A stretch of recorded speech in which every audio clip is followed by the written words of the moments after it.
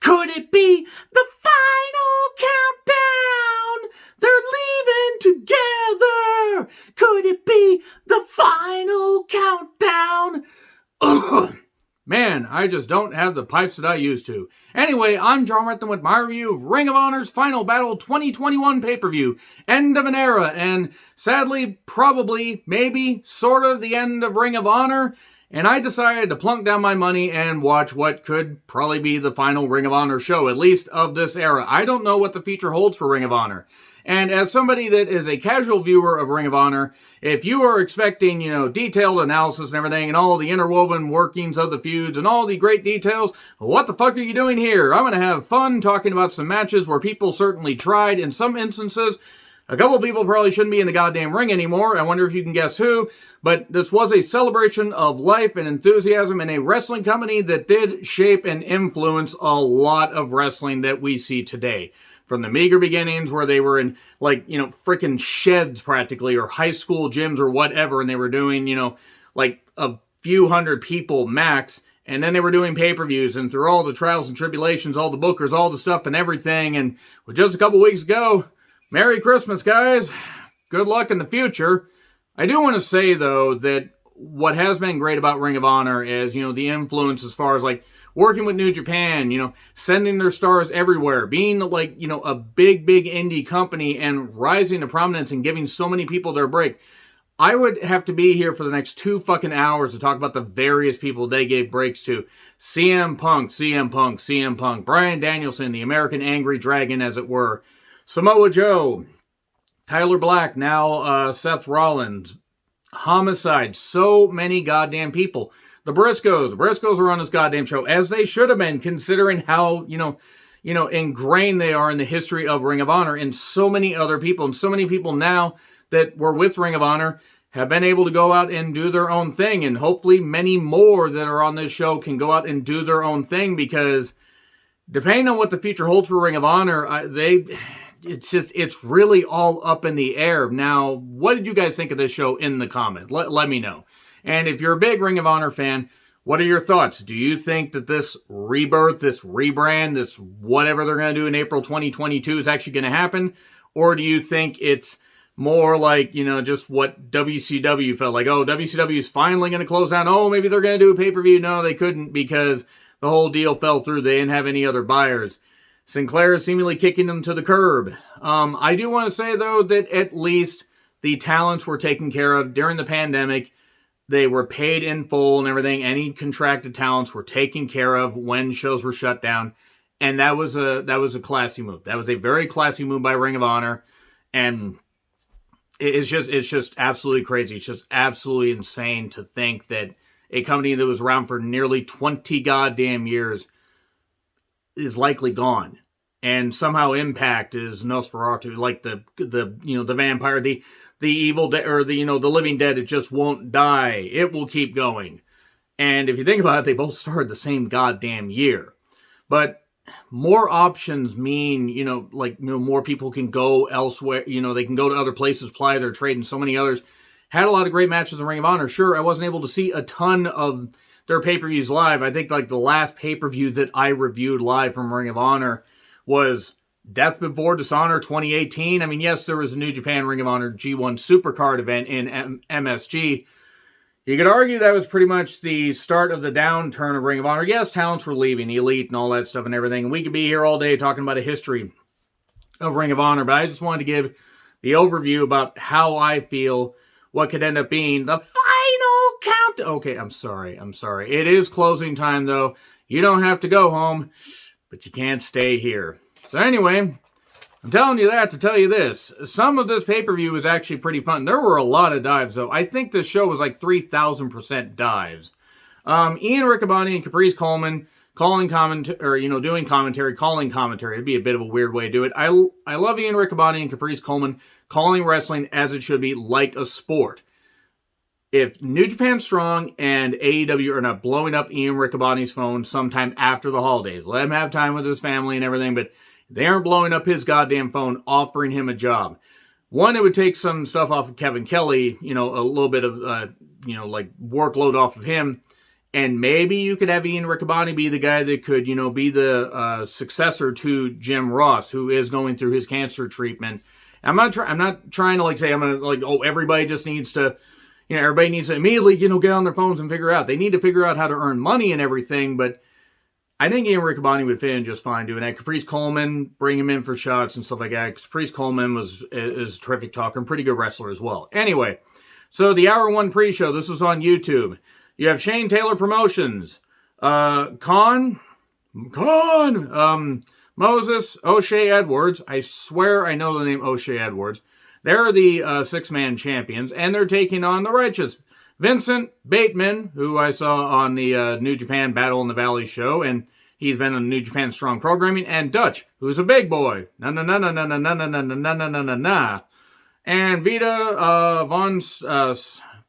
Vita Von something was in their corner. Okay, she definitely added something to the presentation. I'll say that much. There were some big guys doing the battling and everything because it was a mixture of big guys and smaller guys and everything, and some good strikes. And then Wildness, they were like, hey, we're just going to go all out there and we're just going to entertain people. I do want to say the arena in Baltimore, I checked the capacity and it's set up for 5,000 people or something like that. And even if you only got 2,500 in there, it would have been something. There were so many gaps. The upper deck was all curtained off, or not curtained off, but no people up there, at least that I could see. And there were empty seats in the lower level, and it's just really, really sad. I mean, I don't know how the weather was in Baltimore. I don't know how well they promoted this, but you're thinking for the last Ring of Honor show, fuck, they couldn't even sell it out. But there were some, there was a botched, 3 count. It was actually a 2 count, but the bell rang and everything because, mistakes happened, is what it is. We do get a bunch of dives earlier, though. Even Vita doing the dive. Vita, boom, with the dive.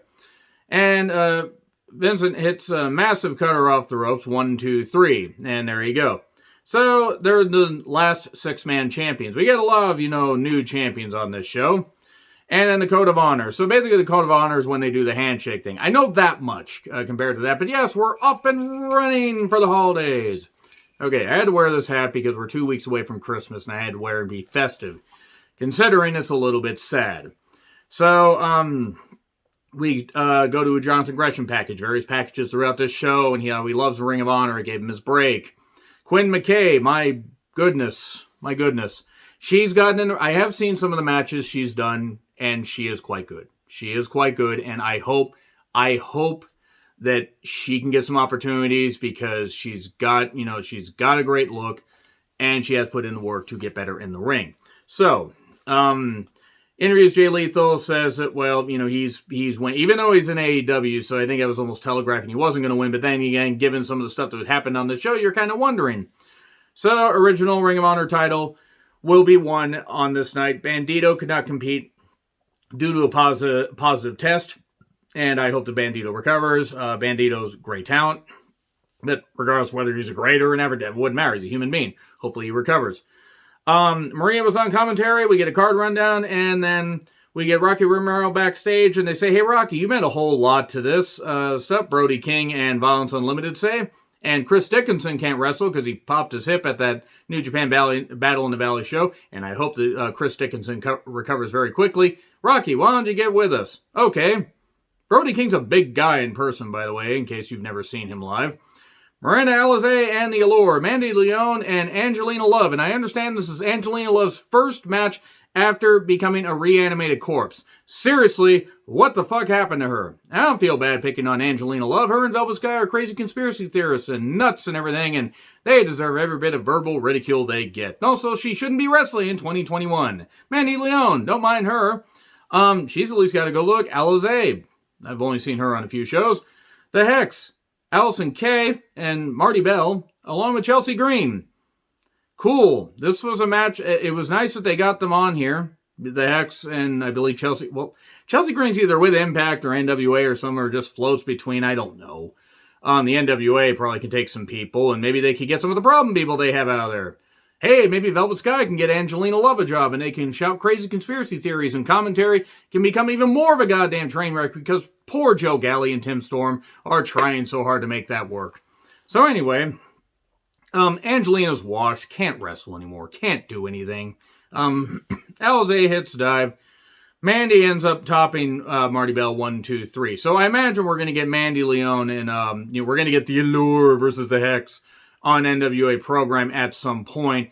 And commentary talked about how there's 2 more Ring of Honor TV shows that are happening after this pay-per-view. It's like the last bit of WCW. Remember, they had Sin, and then 8 days later they were done. I hate the similarities. I hate it. I don't like to see companies go out of business. I don't like to see it. It's fucking, unless it's like XPW, that company never deserved to exist. But the Code of Honor thing, Allison Kay looked like, I don't want to hug Angelina. Ew. She seriously looked like that. It was funny. The Briscoes talking about, being, there since the beginning, all the stuff they've done, the fans made them what they are and everything, and thank you so much for this, and we're going to win the tag titles on our last night. I did see the cinematic match that they did where they were on their farm, and I will say that was a great piece of business. That was very good. EC3 has a warning, and he's talked to by, various guys that I find out later that he teams with. And hey, again, sorry, don't follow that much Ring of Honor. EC3, the whole control your narrative, this kind of thing, or whatever. You need to get away from the evil. Control your narrative. Do your stuff. Forge your own path. Burn the rainbow. Burn the heretic. No, he just talks about that. And team up with us tonight. EC3. Okay. So, sudden onset Danhausen on commentary. And we get a 10-man tag. I am not going to take long with this. Brian Malonis, Beer City Bruisers, the Bouncers, along with world-famous Cheeseburger, or CB, Cheeseburger. Flip Gordon, who has a covering for his phone, but not his face. And PJ Black. The Darewolf. Taking on LSG. I don't know who that is. Sorry. Demon Flamita. Will Ferrara, Sledge, and Impaler. Maxi Impaler, that is. Maxi Impaler was supposed to be part of a show that I was going to be going to. Wasn't. That's okay. Heard a lot of good stuff about them. I'm using that because that is their preferred pronoun, and I will do my best to honor that. This at times was so super awkward. Max says, I want you, Brian. You're the biggest boy. I'm going to take you down. And boy, did they. We get dives. That's new. Sledge almost brained himself. I hope he's all right. And then at one point, Max just says, Cheeseburger, I'm going to toss you. What? No! Max the Burger Paler. And then we get a Flip Destroyer. 1, 2, 3. Cool. Messy, but it got people on the card. That's what matters. All right, the main show, video package with old clips and everything and all that stuff. Nigel McGuinness and so many other people. So much rich history, even if it was just in front of 500 people. If it was in a Hammerstein ballroom in front of more people. Big atmosphere, big times for Ring of Honor. Dragon Lee versus Ray Horus. I like how commentary mentioned that Ray Horus had not beaten Dragon Lee. Now, I love Dragon Lee. Loved him since seeing him on New Japan programming. And I know he also works, I believe, in AAA. Is it AAA or CMLL? I think might be CMLL. I apologize. Not that up on my Mexican wrestling. But that was good. And this was one of the better matches of the night because we got a lot of good flippy shit with Lee being the great heel. Lee just doing this fucking dive where he just says, ha! Just going to dive at you. Holy shit, that was a great dive. Horus just kept trying to grind him down. Did some other good flippy shit as well with some good high spots. They didn't go too nuts. Obviously, yes, they did, do maybe a few too many for some, especially considering we saw about 8 million dives in the previous matches. But at least with this, these guys did it with crispness, precision, and it was well done. We get a lot of kicks. All the other kids and their pumped up kicks. And then we get a knee to the back of the head. 1, 2, 3. And Dragon Lee goes up 9-0 against Ray Horus. But Ray had a good showing here. And then we get a message from Eddie Edwards. And this is to the fans and Ring of Honor and everything because he was part of one half of the American Wolves. That was good. Don't know why Davey Richards didn't comment. Either they couldn't have slotted in or he couldn't have been bothered to say. I have no idea. I got to meet Eddie Edwards briefly at a show about 2 years ago. Really nice guy. Really hard worker too. Joe Hendry's entrance is stunning in all the crazy ways. I don't know what it was, but it was great. Joe Hendry, I remember seeing him on What Culture Gaming like years and years ago. And knowing that he was a big wrestling fan, just seeing his progression. I know he's been wrestling for a couple of years, and he's made appearances in Ring of Honor, but it's just really, really cool to see. He's got a good look. He's got a great heel look. He's got great power. He's just got some good pizzazz to him. So it's Joe Hendry, the last real man, Silas Young, Rhett Titus, and Dalton Castle, who's got the boys running around the ring and everything. It's a four-corner survival match. Hooray, he's got the boys back. The boys are back in town. The boys are back in town. Anyway, so, yeah, this is where Dalton basically just was super over and just riding around the ring and doing some stuff and saying, no, I'm the champion. And he didn't win. Red Titus won with a big old drop kick. This was not bad. This wasn't great. I thought the stuff with the running around the boys, while it made sense for Dalton Castle, was still a little bit too much, but it was what it was. I did like how Red Titus won, the cross chain, you deserve it, and there was some good action in this. It wasn't. Joe Hendry did have a good showing. He didn't take the pin. I believe Silas Young took the pin, and that was fine. Hangman Page video, and he's talking about how Ring of Honor, gave him a break and taught him a lot and everything, and thank you very much. And then, well, we just get to Josh Woods and Brian Johnson. Josh Woods, who I had not heard of, impressed me the most out of this guy on this whole goddamn show. Josh Woods is fucking tremendous. Company's got to blow up his phone. AEW New Japan, strong, whatever, Impact should bring him in or whatever. This guy's got a great style, MMA influence and everything. I believe he did work MMA, they said. Brian Johnson, this guy yelled a lot before because he is the Mecca. And it's the Ring of Honor Pure title, where apparently you can use one closed fist, you use another, you get disqualified, you get 3 rope breaks. After that, somebody can submit you in the ropes. You can't do anything. And I did see some of their Pure tournament, when they were trying to do the reset and everything and do that. So that was really nice. And Brian Zane of Wrestling Regret joined commentary, and he provided some good stuff. And Josh Woods is very, very good. Very good, and he made Brian Johnson use his, 2 of his rope breaks within the first minute. I think it's like a 15-minute time limit, if I recall correctly. And there was some good stuff where Brian Johnson used dirty tactics. He was going to do everything he could, but Josh Woods always came back. Eventually, we did get him hitting some kind of twist variation neck breaker, but just for 2. We got the belt tease, and then the buckle got pulled off. Oh no, the buckle got pulled off. The referee's distracted. We get a loaded punch to Woods. 1, 2. Ah, no, he didn't. He kicked out. And then Josh was still out on the ropes, and he could have had him. He should have hit a superplex or something, but no, he got trapped in the front choke in the ropes. And since even though that uses a break, he uses 3 rope breaks. And there you go. Uses 3 rope breaks, by the way. Let me hold up my fingers correctly. And that was it. He eventually just passed out, and that was it. Josh Woods won. Good stuff. He impressed me. And while the match was it had some good moments. Actually, man, I like the match. There are better Pure matches that people have had in the past, but I thought this was well paced. So Jimmy Jacobs has a message for them and thanks them for all their contributions and for giving him a platform. Shane Taylor versus Kenny King, Fight Without Honor match. So basically, these guys were close like brothers. You were my brother. You were my brother, Kenny King. And then Kenny King cost Shane Taylor a match against Roosh. I believe that's how you say it, for the Ring of Honor World Championship. So they used everything in the goddamn... They used the kitchen sink. They used fans from the goddamn arena. And they used... they could have used chairs. They could have used half the chairs in the goddamn arena because it wasn't that full. But we get cane shots and cans of the head and ladders and everything and tables and a whole bunch of stuff and a whole bunch of plunder, if you will. We did get at one point a driver onto a ladder where the referee intentionally moved the goddamn ladder. I don't know if he tried to move it thinking that these guys were going to hit the spot sooner, if the referee was upset because a check didn't clear, if he hates people like Taylor and King. I probably shouldn't accuse him of that, but goddamn, why would you push a ladder out at that point? That was weird because, yeah, they sort of bounced. Maybe it was intended to have them bounce off the ladder and then bounce to the floor. The problem is it didn't work out that way, and it's pretty much just Kenny King crumpling on the floor. So, hopefully they're all right. So we get, sit-out drivers. We get more stuff in the ring and everything. And then eventually we get just a big old Shane Taylor. I don't actually know what the Shane Taylor. Marcus something driver. It was hard to hear the commentary. 1, 2, 3. Taylor wins, and then we get the hug afterwards. Okay, even though they fought without honor, they ended it with honor. That's fine. since we're closing the chapter, it's probably a good thing. So Punk talks about his time in Ring of Honor.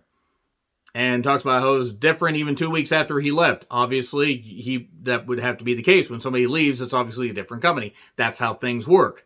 But Punk meant a lot to Ring of Honor in the early years, and that was cool. So then we get Willow Nightingale versus Roxy for the Ring of Honor Women's Championship, or whatever it's called. I actually forgot if it was just called the Ring of Honor Women's Championship or the Women of Honor. I think it's called the Women of Honor Championship. Okay, Roxy is 19, 20. I think she's 20 now. Willow Nightingale has impressed me on some of the shows she's been on. Some of this clicked. Quite a bit of it didn't. And I don't know what it was necessarily. But Quinn McKay was on commentary, Speed versus Power. Roxy, that she's been the champion. She went through the tournament. She was trying to take down the more experienced Willow. And Willow was using some good power. We did get a pounce period. That was actually kind of nice. We get a sit out for 2. We get a flip bomb for 2. We get some more. There was just some moments on this where we get some near falls and it just didn't work. The near falls were like, oh, Rock, you got to get up. Oh, shit, sorry. Or just they were badly timed. I don't really know. Eventually, she hits the code Rock 1, 2, 3. And then here's Deonna Purrazzo to challenge Roxy after she beats Mickie James and regains the Knockouts Championship at Hard to Kill. No, I'm not going to watch Impact Wrestling's Hard to Kill. There's only so many hours in a day, and also sorry. But Deonna Purrazzo versus Roxy, that could be interesting. Winner take all after Hard to Kill, that's what she said. And here's a video from Adam Cole, baby. And thanks Ring of Honor, all that stuff. Violence Unlimited, Brody King, Tony Deppen, Homicide, and Rocky Romero with Chris Dickinson on crutches. Credit to him for doing this stuff. Versus the Foundation. Eliasm, Taylor Rust, Tracy Williams, and EC3. There was action all over the place, and I don't even think there were rules. I don't think they bother with rules. I don't know why they bother with rules. Why bother with tags? Let everybody do everything. Everybody get in here. EC3 and Homicide. Fun fact, there are only 6 years separating these guys. And Brody King is quite good. Very good, actually. Look, dives. That's new. So anyway, at one point, Homicide pulls out his fork and starts forking EC3, and EC3 keeps saying, yes, stick it in me, on camera. Whatever, you want to get forked on camera, I'm not going to judge you. And then we get a huge bomb from Brody Lee. I'm sorry, rest in peace, Brody. Brody King hits a big bomb, 1, 2, 3. That was good. That was a good finish right there, but the match itself is, again, just get more people on the card, do what they could. EC3 then does this promo that I think was trying to say, oh, okay, we're going to take this idea in a new direction. We're going to control our narrative. We're going to do all this. He talks about corporate wrestling and burning it down and rebuilding it in our image, and this didn't work. He babbled a lot. I mean a lot.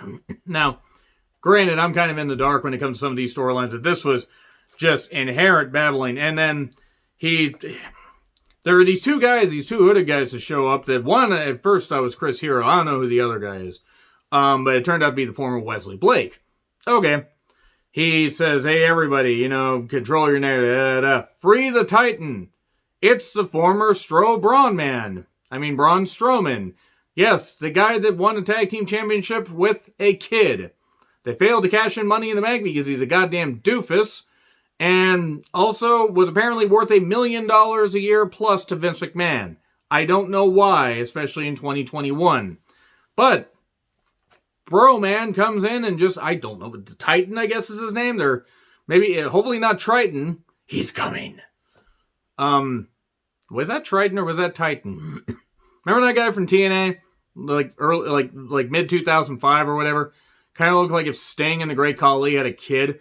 But anyway, he just comes in, he lays people out and everything, and he's part of EC3's group. I don't know where this is going. Where are they going to go? People are going to forget about this by the time the ROH relaunches. So maybe they take this to Impact. Maybe they take this to the NWA. Strowman in the NWA would certainly be interesting. It wasn't unexpected, I'll give them that. So then the Bucks talk about, what Ring of Honor meant to them and everything. And let's be fair, the Bucks, meant a lot to Ring of Honor and then left, and now they're going to be elite, the elite. So, the Briscoes took on Mike Bennett and Matt Taven, the OG Kingdom. And the Ring of Honor tag titles are on the line. And Maria, my God, you gotta see her. I don't get the hate for Mike Bennett. I like Mike Bennett. He overcame his demons. He's doing he's not the most dynamic personality, but he's a really good wrestler. Him and Taven are good. People point to Matt Taven being made the Ring of Honor champion at Madison Square Garden as being the death nail of Ring of Honor. It's not Taven's fault that they went with the wrong person. It wasn't the right thing, but it wasn't the worst thing in the world, because that's thanks to Bully Ray being a rotten booker and thinking that he's better than he ever actually was. Instead of just being a great tag team wrestler, he thought that his little brief run as, a heel in Impact Wrestling was actually something he could build on. But the Briscoes are there. This is a big goddamn deal. Jay Briscoe was bleeding early. I'm shocked one of the Briscoes bled in a match just suddenly. I've never been the biggest fan of the Briscoes for a variety of reasons, but I appreciate their efforts. I will say that if one in particular changed his views, then I tip my hat to him. Tip the hat. But, damn it. Anyway, I still have never been the biggest fan of the Briscoes because a lot of their matches that I've seen blend together. Now, some of their matches are quite good. So, moving hastily on, since I'm pretty certain I pissed off the Briscoes fans that are watching, all 5 of you, let's just talk about dives. This is new. Man, every match had like 18 dives in it. I don't know why it stuck out on this one to me. It was ridiculous. So there was a ton of fucking moves. I mean, just a ton. They were just all over action. It wasn't dull. There was one point where Maria interferes. She breaks up a count, and then let me try that again. Mike spears Maria like Edge speared Lita. Except Mike and Maria were actually, in a committed relationship at the time. But, man, usually when you see a husband spear his wife on camera, that's how babies are made, kids. So, finishers galore. A lot of finishers. There's a lot of wild action and everything. And eventually, the huge elbow from the Mark Briscoe, I believe. 1, 2, 3. New and final champions, the Briscoes. Makes sense because the Briscoes meant so much to Ring of Honor. And now we cut out. We had the lights cut out because the Briscoes are talking and everything. And oh no, what's going on? They say any tag team can come challenge us. Music plays. It's FTR. We're getting FTR versus the Briscoes. That ought to be interesting. And the fuck 'em up Briscoes chants, and we get a wild brawl and everything. Please put this on pay-per-view. Build this up and everything, and put it on pay-per-view. They're going to put it on the first TBS show. If they don't put it on the first TBS show, then I'll actually be amazed. But that was fine, and FTR versus the Briscoes could be pretty interesting, especially as a brawl, especially as a series of matches. So, Bryan Danielson thanks the fans and hopes it's not the end, but if it is, what a ride it's been. Lethal versus Jonathan Gresham, the Octopus. Those great masks, by the way. Let's wrap this up by basically saying Lethal was never going to win. Gresham, is focusing on his shoulder. Lethal focuses on Gresham's back. At one point, the entire roster, I think the commentary team, not of Ian Riccaboni and Caprice Coleman, pretty much everybody surrounding the goddamn ring. Everybody get in here. And then Jonathan Gresham gets the victory eventually with, the Octopus tie-up. Really, really good. That was great, great shit. He wins. He celebrates. And then the pay-per-view goes off because they basically had no goddamn time after that. So Gresham is the final Ring of Honor champion of this era. When one era ends, another begins. April 2022. I hope this is not the last Ring of Honor show. I fear it is. And I wish nothing but the best for the great talents to find, something great find something else to do in whatever wrestling company will have them.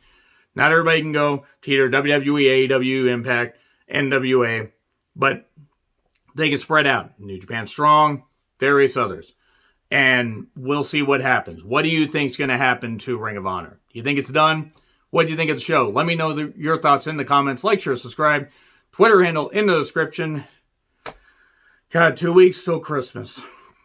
Wish you nothing but the best, guys and girls. Wish you nothing but the best. Ring of Honor, you provided some great moments. You also gave us Bully Ray as Booker. So I don't know what the fuck that was about. In all seriousness, happy holidays, guys. Best of luck, guys. See you soon.